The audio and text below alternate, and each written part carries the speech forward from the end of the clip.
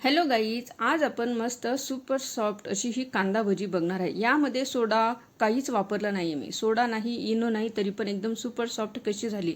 काहीतरी unique trick वापरले आहे, ते तुम्ही नक्की बघा। चला मग बनवूया कांदा भजी। त्यासाठी मी इथं 1.5 कप एवढं बेसन पीठ घेतले। बेसन पीठ हे रेडीमेड बेसन पीठ वापरा, मस्त होते मग भजी। आणि 2 चमचे बारीक रवा टाकलाय। यामध्ये तांदळाचं पीठ टाकायची गरज नाही, रवा टाका, मस्त येते ही भजी। मग त्यानंतर मोठा कांदा घेतला होता, तो पण असा स्लाइसमध्ये कट करून घेतलाय। 3 ते 4 हिरव्या मिरच्या घेतल्या, त्या पण अशा बारीक करून टाकलेल्या आहेत मी। नंतर 1 चमचा इथं ओवा घेतलाय, त्यांना अजवाईन पण म्हणतात। आता त्यांना हातावर छान असं क्रश करायचं, मग टाकायचं, मस्त वास येतो मग या भजीमध्ये। आता ओवा टाकून झाल्यानंतर मीठ टाकायचं चवीनुसार। आता यामध्ये सोडा, इनो, बेकिंग पावडर, बेकिंग सोडा काहीच वापरायचं नाही आपल्याला। तरी कशी काय ही सुपर सॉफ्ट होते ते मी तुम्हाला सांगणार आहे। आता हे छान असं पीठ आधी मिक्स करायचं आहे आपल्याला यामध्ये, नंतर पाणी टाकत जायचं आणि छान असं घट्ट असं हे पीठ मळायचं आहे आपल्याला। जास्त पातळ मळू नका, थोडं थोडं करत पाणी टाकत जायचं आणि मस्त घट्ट असं पीठ मळायचं आहे। कारण रवा हा पूर्ण पाणी शोषेल, म्हणून घट्टसर मळा आणि पूर्ण हे घट्ट होईल तोवर आपल्याला याला मळून घ्यायचं आहे। आणि शक्यतो रेडीमेड पीठ वापरा, म्हणजे यामध्ये हळद टाकायची गरज नाही। आणि हळद जर टाकली आपण तर भजी जेव्हा आपण तेलात सोडू तर ती लालसर भजी तयार होते, म्हणून यामध्ये हळद टाकायची नाही आपल्याला। हे बघा, असं घट्ट पीठ मळायचं आहे आणि आता याला आपण 5 ते 10 मिनिटासाठी असंच राहू द्यायचं आहे आपल्याला। मी 5 ते 10 मिनिटं याला असंच साईडला ठेवून देते। 5 ते 10 मिनिटं झाल्यानंतर कढईमध्ये छान तेल गरम करायला ठेवलं होतं मी। नंतर आपलं हे पीठ घेतलं, त्यामध्ये मोठा चमचा एवढं एक चमचा एवढं तेल टाकून घेतलं। आता याला मिक्स करायचं आहे आपल्याला।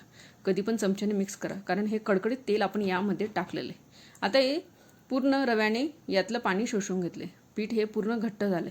आता यामध्ये 2 ते 3 चमचे एवढं पाणी टाकायचंय, बस एवढंच टाका, जास्त नका टाका। आता मस्त याला मिक्स करायचंय, छान घट्टसर हे पीठ आता मस्त सैल होईल।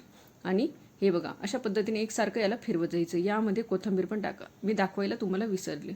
आता याला छान असं मिक्स करून घ्यायचं अशा पद्धतीने, जास्त घट्ट नाही जास्त पातळ नाही, असं हे पीठ बनून तयार होतं। मग मस्त हे बनून तयार झालेलं आहे। यामध्ये बिना सोडा, इनो टाकत सुद्धा खूप छान ही भजी बनून तयार होते। आता बनवायला घेऊया। मी कढईमध्ये मस्त तेल गरम करायला ठेवलेलं आहे आणि अशी छोटी छोटी साईडने आपल्याला ही भजी सोडायची। मस्त ही गॅसची फ्लेम मिडियम ठेवा आणि छान सोनेरी कलर येईल तोवर आपल्याला हिला तळायची।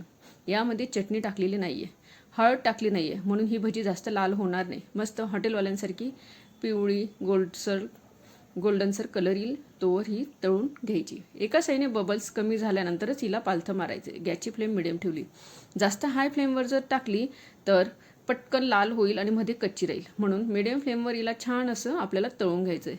थोडा असा सोनेरीसर कलर दिसला तर लगेच याला पालथं मारायचं आहे आपल्याला। हे बघा, अशा पद्धतीने आणि मस्त दोघं साईडने सुपर सॉफ्ट ही भजी तळून घ्यायची आहे ना। घरच्या घरी मस्त कांदा भजी छान बनवून तयार होते। रवा टाकल्याने मस्त क्रंचीपणा याला येतो आणि रेडीमेड पीठ वापरल्यामुळे मस्त हॉटेलवाल्यांसारखी पिवळी ही भजी बनवून तयार होते। आपण घरचं पीठ वापरलं, त्यात हळद टाकली तर लालसर येते ती भजी आणि थोडी कडक पण येते। हे बघा, मस्त सॉफ्ट अशी ही भजी तयार होते, कारण यामध्ये आपण गरम तेल पण टाकले। सोडा जर टाकला असता तर जास्तच ऑइली होते भजी, म्हणून गरम केलेलं तेल टाका। आणि रवा टाकल्याने मस्त क्रंची पण होती ही भजी। हे बघा, दुसरी गॅसची मिनिटं टाकून घेतली आणि मग तेलला तळून घेतली। सगळी भजी अशी तळून घ्यायची। गरमागरम घरच्या घरी कांदा भजी बनवून तयार होते। माझ्या चॅनलवर अशाच युनिक आणि टेस्टी अशा रेसिपी आहेत, म्हणून तुम्ही जाऊन नक्की बघू शकता। चॅनलला लाईक, शेअर, सबस्क्राईब केल्याशिवाय जाऊ नका। चला, अशाच नवीन नवीन युनिक व्हिडिओसोबत भेटूया पुढच्या व्हिडिओमध्ये। मी पूर्ण ही कांदा भजी बनवून घेतली। चला मग भेटूया पुढच्या